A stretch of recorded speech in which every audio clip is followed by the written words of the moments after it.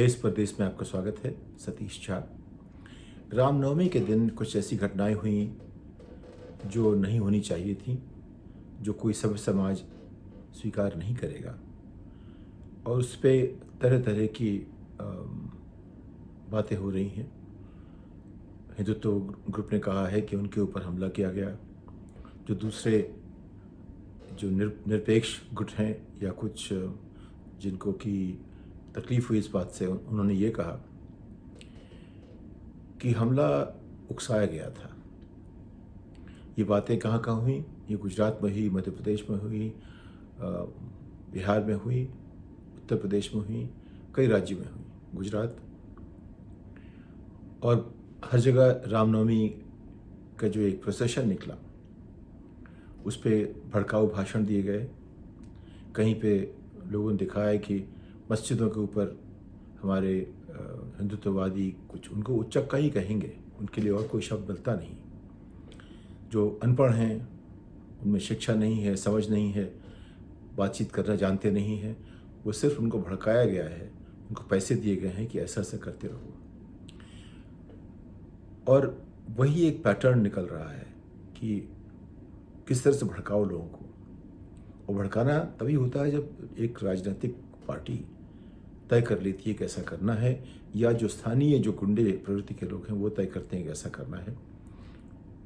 क्योंकि भड़काने से किसी का फ़ायदा होना चाहिए, उसका फ़ायदा वही उठाते हैं जो राजनीति में हैं, या जिनको छोटे छोटे दंगे करके, चोरी चपाटी करके कुछ फ़ायदा होता होगा। लेकिन एक जैसा माहौल बन गया है, उसमें कुछ चीज़ें हैं कि एक हिंदुत्ववादी पुलिस के संरक्षण में मुसलमानों के खिलाफ कुछ भी कह सकता है, उससे कोई सज़ा नहीं होगी। सज़ा होगी जो मुसलमान उसके खिलाफ आवाज़ उठाएंगे, जो कहेंगे कि उनके साथ अन्याय हुआ है, उनको ही गिरफ्तार किया जाएगा। पहले आपने उसको देखा होगा, जब महिलाओं के साथ ज़्यादा यातनाओं की कहानी सामने आई, तब यही हुआ।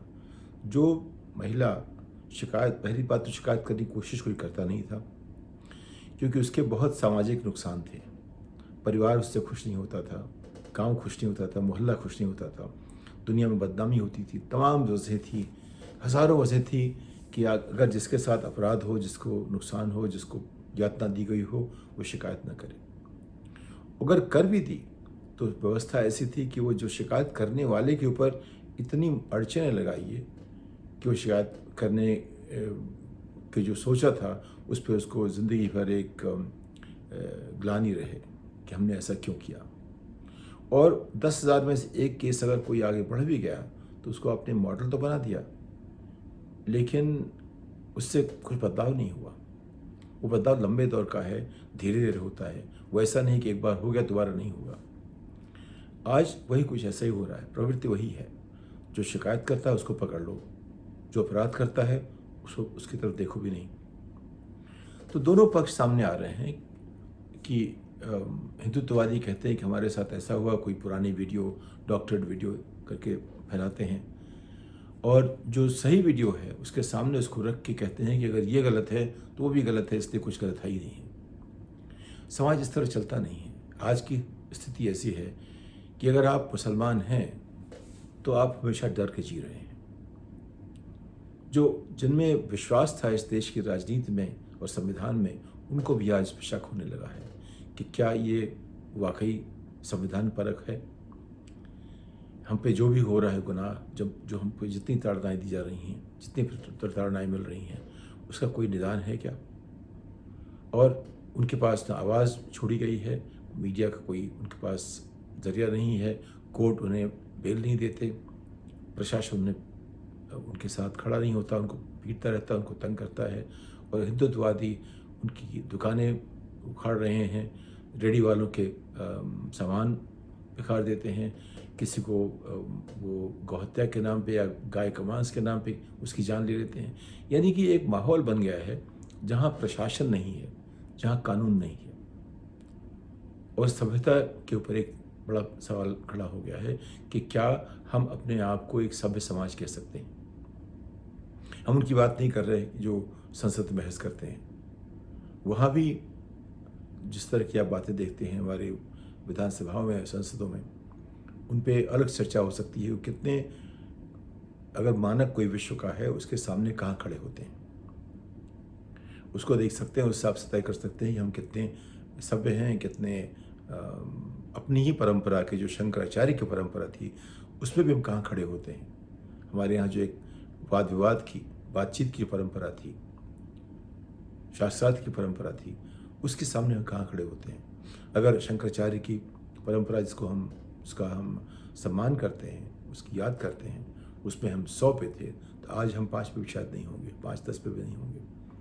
वो सब जो है पिछले 8 सालों की बहुत बड़ी उपलब्धि है एक तरह से देखिए तो रामनवमी के दिन जो तमाम जो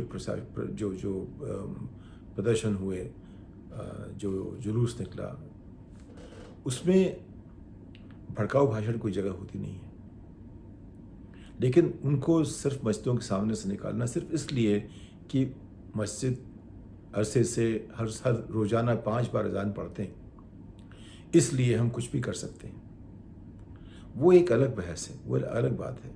उसके लिए बैठ के बातचीत कीजिए कि लाउड स्पीकर लगाना तभी संभव हुआ जब लाउड स्पीकर बनना शुरू हुए। अजान में लाउड स्पीकर कोई ज़रूरत होती नहीं थी, या मंदिरों में कोई लाउड स्पीकर तो चाहिए नहीं। तो ये जो लाउड स्पीकर का इस्तेमाल है अपने आप में धार्मिक चीज़ों के लिए, धार्मिक बातचीत के लिए, धार्मिक रीति रिवाज के लिए, वो अपने आप में कुछ नया है। इसके लिए किताब में लिखा नहीं था, किस धर्म किताब में, ना वेद पुराण में लिखा है, ना कुरान में लिखा है, ना बाइबल में लिखा है कि आप लाउड स्पीकर का इस्तेमाल कीजिए। तो अगर हम वाकई होना चाहते हैं 2000 साल पुराने, तो जो टेक्नोलॉजी का इस्तेमाल इसमें हो रहा है अपने आप में कम से कम धर्म संगत तो नहीं है। अगर धर्म वो है जो 2000 साल पहले बना था, तो ये धर्म संगत नहीं हो सकता। तो ये नहीं, बातचीत करने के बहुत पहलू हैं, उस पर बैठ के हम तय कर सकते हैं कि कैसे हम समाज में एक दूसरे को आदर देते हुए एक साथ सभ्य समाज की तरह रह सकें। लेकिन आज की स्थिति में ऐसा हो गया है कि अगर एक पार्टी तय कर ले कि वो जो अनपढ़ हैं, जो गंवार हैं, जिनको पैसा नहीं मिलता, जिनको जो बेरोजगार हैं, उनको 2-4-10 रुपये 100 रुपये दे करके वो दंगा करने के लिए उत्साहित कर दिया जाए, एक वो हो गया। विपक्ष के नेता बोलते नहीं हैं कुछ, इतना बड़ा मुद्दा है, लेकिन विपक्ष के नेता की हमने कोई बातें सुनी नहीं है अभी तक। 2-4 इधर उधर हो गए होंगे, लेकिन इतना बड़ा मुद्दा है कि सबको इस पर खड़ा होना चाहिए। तो वो शायद उनके सामने, जैसे कहते हैं कि वो बड़ी रोटियां सेक रहे हैं, इसकी कोई चिंता उनको अभी नहीं हुई है। जबकि आज की तारीख में देश में अगर आप नागरिक के तरह से देखें, तो 20% लोग अगर इस तरह डर के जी रहे हैं, तो वो तो कोई सभ्यता नहीं हुई, या समाज हमारा ऐसा नहीं हुआ कि हम उस पर गर्व कर सकें। आपने ये भी देखा होगा कि जब मैंने देखा जितने लोगों ने तमाम धर्म उनके जो फेस्टिवल्स थे उसके ऊपर सबको बधाई दी, प्रधानमंत्री जी ने भी दी, मुख्यमंत्री ने भी दी, उसमें हिंदू धर्म की बात हुई, कुछ दक्षिण भारत के जो नाम थे उनका नाम लिया गया, लेकिन कहीं भी रमज़ान का नाम नहीं लिया गया। यानी कि हमारे नेता एक धर्म के बारे में कभी कोई उनको साधुवाद, आशावाद, कॉम्प्लीमेंट, कॉन्ग्रेचुलेशंस, कुछ भी जो है वो देना नहीं चाहते। ऐसा क्या हो गया है कि हम जो हमारा दूसरा सबसे बड़ा वर्ग है उसके खिलाफ हम ऐसे कब से हो गए, हमारी राजनीति उनके खिलाफ कब से ऐसी हो गई। बात सिर्फ यही तक सीमित नहीं है, बात वो ढूंढ रहे हैं मुद्दे, कैसे मुद्दे निकाले जाएं जो चाहे हिजाब हो, चाहे हलाल हो, चाहे मांस हो, चाहे शाकाहारी हो, चाहे गाय हो, चाहे और भी तरह के, जहाँ किसी तरह की गोमांस की कोई चर्चा भी नहीं थी, उस मांस को आप कह दीजिए गोमांस है, बाद में पता लगा नहीं है, लेकिन आपने हत्या कर दी किसी की। और ये हत्या किसी भी समाज में एक हत्या है, इसका जो है कानून की तरफ से वो किसने हत्या की उससे फ़र्क नहीं पड़ता, चाहे जो भी हो, वो हत्यारा है, उसके खिलाफ कानूनी कार्रवाई होनी चाहिए थी, लेकिन हुआ क्या। तो अब आप JNU को देखिए, इसी बीच रामनवमी के दिन JNU में कावेरी हॉस्टल, मैं भी वहाँ पढ़ चुका हूँ, मैंने भी कावेरी में खाना खाया था, मैं गंगा में रहता था, पेरियार और कावेरी से दोनों छात्रावास जो हॉस्टल्स थे, उन उनको मैं अच्छी तरह से जानता हूँ। वहाँ पे एक दंगा शुरू हो गया। जेएनयू में दंगे नहीं होते थे, बातचीत होती थी। अगर बात कोई भी विषय हो, उस पे विवाद होता था, बातचीत होती थी, शास्त्रार्थ होता था। दंगे करना, हाथ-पाँव चलाना, हाथ-पाँव वो चलाते हैं जिनके पास दिमाग नहीं है। हाथ-पाँव वो चलाते हैं जिनके पास किसी भी तरह की गुंजाइश बच नहीं जाती।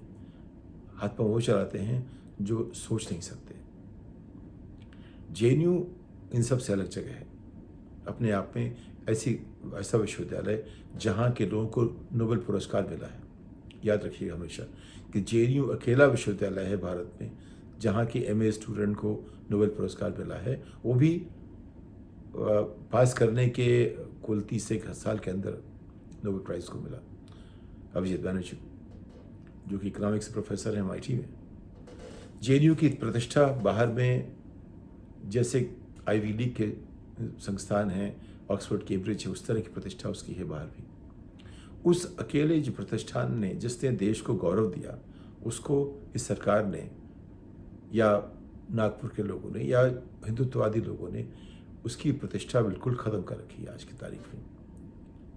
अब शर्म आती सोच के कि जिस तरह के लोग यहाँ के वाइस चांसलर पिछले 2-3 हुए हैं, जिस तरह के लोगों को अपॉइंटमेंट दिया जा रहा है, ये अकादमिक स्तर पे कहीं भी टिक नहीं पाते, किसी भी श्रेणी में नहीं आते।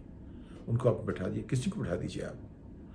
ब्रिटिश ज़माने में कहते थे कि अगर गधे को कलेक्टर बना दो तो इस व्यवस्था चलती रहेगी, लेकिन ऐसा आज नहीं है।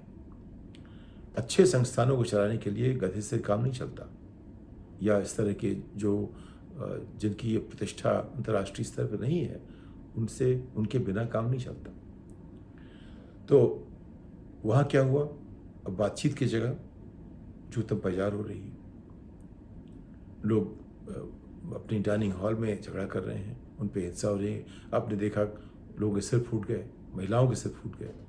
तो ये जो एक माहौल बन गया है जिसमें हिंदुत्व के नाम पे सब कुछ माफ़ है, भगवा पहन लिया तो कानून आप पे लागू नहीं होता, कुछ ऐसा माहौल बन गया है। इससे देश को बचाना होगा। मैं एक आम नागरिक की तरह देखता हूँ, जिन उदात्त भावनाओं के साथ हम लोगों ने अपना बचपन जिया। हमेशा परेशानियाँ आती हैं, हमेशा मुश्किलें होंगी, लेकिन वो मुश्किलें जो एक माहौल है सौहार्द का, उसके सामने छोटी हो जाती हैं। आज की तारीख में अगर आप मुसलमान हैं तो आपको पता ही नहीं लग रहा कि आप किस तरफ जाएंगे, कहाँ जाएं, किस तरह सोचें, कैसे खड़े हों इस समाज में। ये लोग उतने ही हिंदुस्तानी हैं जितने आप हैं और हम हैं। ये लोग उतने ही देशभक्त हैं जितने आप हैं और हम हैं। जो कश्मीर फाइल्स में जो कहानी सुनाई गई है वो आतंकवादियों की कहानी है। आतंकवादी अगर एक धर्म के हैं, जात के हैं, उससे उस जात और धर्म के लोग आतंकवादी नहीं हो जाते। 9/11 के बाद उसी राष्ट्रपति ने जिसने हमला किया अफगानिस्तान और इराक ने, उसने ये भी कहा कि इसका मतलब ये नहीं है कि आप जो उस धर्म के उस इलाके से आए हुए लोग हैं उनके खिलाफ आप बात करेंगे। उन्होंने उसको धर्म के खिलाफ नहीं होने दिया। सारी कोशिश हो गई, छोटे स्तर पे, स्थानीय स्तर पे लोगों का आक्रोश कुछ भी हो जाए, लेकिन सरकार के स्तर पे ऐसा नहीं हो सकता। सरकार की जिम्मेदारी है कि जहाँ भी ऐसी गुंजाइश भी हो, और नेतृत्व की जिम्मेदारी है, उसे इस तरह से संभाले कि जो हमारी भावनाएं हमेशा वो हों जो शंकराचार्य ने हमें सिखाई थी, जो हमारे वेदों ने हमें सर्वधर्म संभाव, इसको हमेशा याद रखा कीजिए, इसका जाप करना चाहिए हमारे सभी नेताओं को। सर्वधर्म संभाव और वसुधैव कुटुंबकम। जो बात इस पे नहीं खरी होती वो बात हमारे धर्म के खिलाफ है, वो हिंदू धर्म के खिलाफ है। हिंदुत्व की बात अलग है। हिंदुत्व तो बेसिकली उनका है जो अनपढ़ हैं, गंवार हैं, लुच्चे हैं, लफंगे हैं, जिनमें सोचने की शक्ति नहीं है, जो पढ़े लिखे नहीं हैं, उनका नाम हिंदुत्व है। जो बात कर सकते हैं, जो सोच सकते हैं, जो शंकराचार्य की बात करेंगे, जो मंडन मिश्र की बात करेंगे, जो शास्त्रार्थ की बात करेंगे, वो हिंदू हैं। हिंदू और हिंदुत्व का रास्ता बहुत साफ हो गया है। जो सोचते हैं वो हिंदू हैं, जो सोच नहीं सकते और 2-2 रुपए के लिए झगड़ा करने के लिए फिर जाते हैं, वो हिंदुत्ववादी हो गए। इस पर हमें गौर करना पड़ेगा। इसका इलाज सिर्फ बड़े नेता कर सकते हैं, जो नेता बहुत आगे तक सोचते हैं। वो ये जिम्मेदारी उन्हीं की है। ये आम आदमी नहीं कर सकता। आम आदमी के बीच में बात होगी तो उसमें झगड़ा होगा, उसमें मुफ्त का एक विवाद खड़ा होगा। उससे हमारा देश तरक्की नहीं करेगा। देश तरक्की तभी करेगा जब हमारे यहाँ शांति होगी, जब हमारे यहाँ सौहार्द होगा, जब हम एक दूसरे के साथ आगे बढ़ेंगे। और ये जो अभी बातें हो रही हैं, ये वाकई सही देखिए तो मन को दुख देने वाली बातें हैं। और किसी भी समाज में ऐसा हो, मेरी आंखों में जब सोचता हूँ मुसलमानों के बारे में, उनकी क्या स्थिति है, तो हमेशा आंसू आ जाते हैं। और ये हमारे मुसलमान भाई समझते नहीं क्यों हमारी आंखों में आंसू आते हैं, क्योंकि इस देश की कल्पना हमने ऐसे नहीं की थी। तो हमें सोचना पड़ेगा अपने देश के बारे में क्या चाहते हैं। क्या हम सर्वधर्म समभाव की बात से चलेंगे, वसुधैव कुटुंबकम की बात से चलेंगे, या ये मान के चलेंगे कि जो आज की तारीख में मुसलमान जो भी है वो बुरा है और हिंदू जो भी है वो अच्छा है? ऐसा तो नहीं हो सकता। तो इस बात के साथ अगली पायदान तक आपसे विदा लेता हूँ। नमस्कार।